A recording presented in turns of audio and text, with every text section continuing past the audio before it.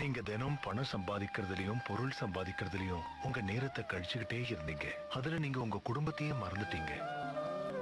சம்பாதிக்கிற பணம் யாருக்காகங்கிறதையும் மறந்துடுறீங்க.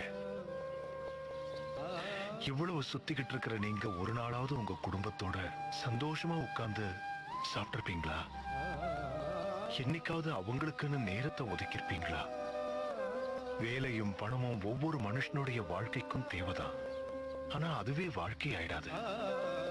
உங்க பொண்டாட்டியும் உங்க புள்ளையும் உங்ககிட்ட எதிர்பார்க்கறது உங்களுடைய அன்பத்தான். நீங்க என்ன கொண்டு வரீங்கன்னு அவங்க பாக்குறது இல்ல, எப்ப வருவீங்கன்னு தான் எதிர்பார்த்துட்டு இருக்காங்க. அவங்களுக்காக தான் இவ்வளவு கஷ்டப்படுறேன்னு நீங்க சொல்லலாம். இது எல்லாத்தையும் சேர்த்து வைக்கும் போது உங்களுக்கு வயசாயிடுமே.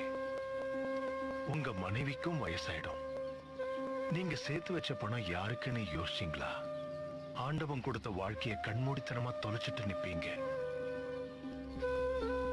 இதை எல்லாரும் வாழும்போதே புரிஞ்சுக்கணும்.